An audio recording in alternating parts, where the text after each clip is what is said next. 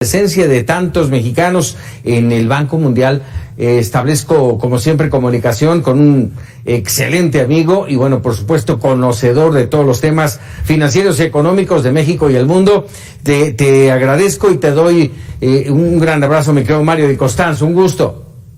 Igualmente, Paco, muy buenas noches, un saludo a ti y a todo tu auditorio. Dos temas a platicar contigo. El primero, justamente, a ver, una primera reflexión sobre estos dos nombramientos, especialmente de Arturo Herrera. Desde luego, mira, yo creo que en general es importante que los mexicanos ocupen puestos en organismos financieros internacionales, ya sea en el Fondo Monetario Internacional, en el Banco Mundial.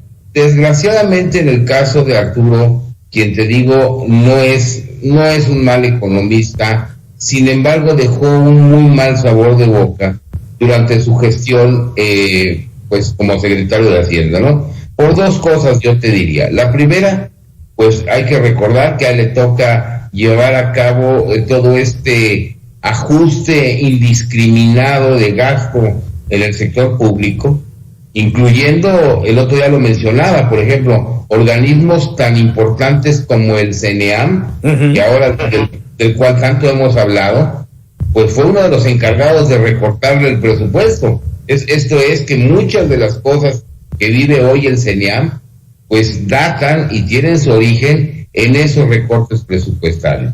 Le tocó también liquidar los fideicomisos sin saber o sin decirnos a dónde quedó ese dinero, y en general su gestión muy gris, y fue muy criticado de que pues prácticamente nunca le dijo al presidente que no.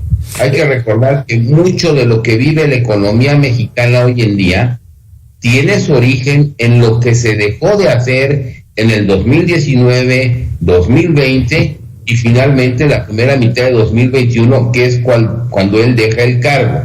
Entonces, pues yo creo que una cuestión muy cuestionada. Oye, Mario, déjame nada más retomar dos temas de los que uno coincido absolutamente. Una gestión muy gris, sin duda. No quiere decir que él no sea un muy buen economista. Y la otra es que su gestión, pues no fue suya.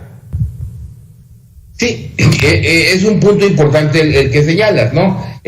Ha sido la gestión de Andrés Manuel López Obrador. Es correcto. Eso también es cierto. Quizás no pudimos ver qué tan buen o mal economista era como secretario de Hacienda, pues precisamente pues porque estuvo supeditado a López Obrador, y desgraciadamente así podríamos hablar de todo el gabinete, ¿no? Y de sus exsecretarios, como puede ser el propio Ursúa, que también renunció pues por motivos muy similares, y no decir de Rogelio Ramírez de la O, que hoy no sabemos si sigue como secretario de Hacienda, porque realmente la voz que tiene en el gabinete pues está prácticamente callada. Sí, opacado totalmente, cuando en su momento aquí platicando contigo esperábamos mucho más de este secretario, y pareciera que pues no, igual tampoco lo dejarán trabajar.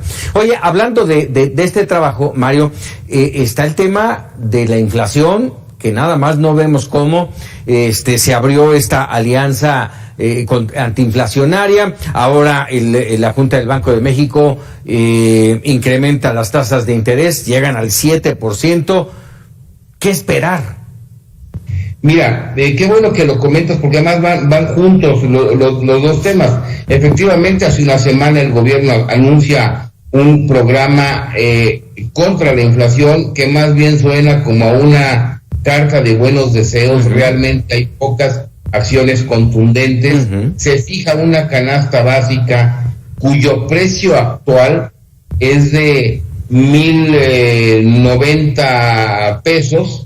Lo fijan en 1,129, es decir, ya de entrada lo fijan más alto. Son 24 productos básicos que además actualmente representan el 85% del salario mínimo, es decir, muy poco avance en materia de inflación o de combate a la inflación. Y se deja toda la estrategia en querer aumentar la producción de alimentos utilizando mecanismos que no han servido. Tú recordarás, Sembrando Vida ha sido muy criticado, el programa de garantía ha sido muy criticado, sobre todo por el Auditor Superior de la Federación, el programa de fertilizantes.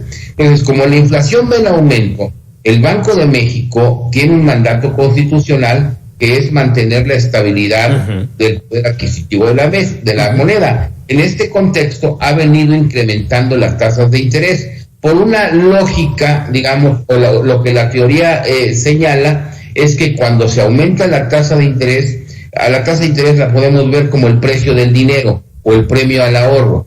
Si yo subo mucho la tasa de interés, voy a desincentivar a que la gente compre y entonces reduce la presión inflacionaria. Pero este es, digamos, el argumento. Ahora, tiene efectos muy negativos sobre la economía en materia de crecimiento económico. ¿Por qué? Pues porque al subir la tasa, menos invierten. Tiene efectos negativos sobre la economía de las familias porque nos sale más caro el crédito, y aquellas familias que estén endeudadas, que son muchas, sobre todo porque venimos de una crisis, pues le cuesta más caro pagar su deuda, y para las empresas que quieren reactivarse, pues les cuesta más el acceder al crédito. Entonces, sí tiene un efecto tendiente a controlar la inflación, pero me parece que tiene en este momento efectos más negativos que positivos, con una salvedad, Francisco. Sí. Que en este caso, la economía mexicana está experimentando una inflación que tiene su origen en dos elementos. El incremento del costo de los energéticos a nivel mundial, pero también en el incremento del costo de la comida. Entonces, no le podemos pedir a la gente que deje de comer. ¿Qué tal el aguacate, Mario?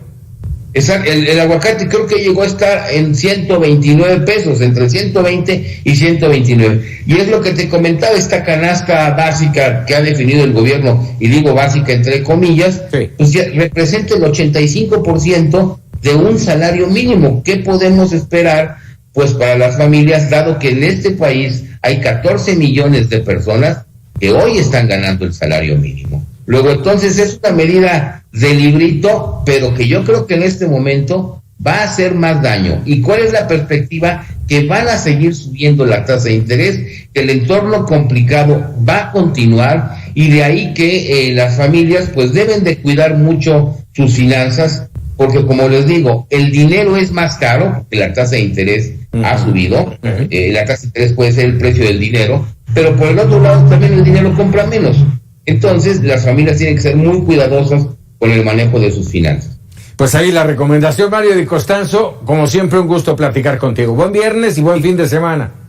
Igualmente, Francisco, un saludo a ti y a todo tu auditorio. Muchas gracias. Vamos rápidamente a una pausa y regresamos con más.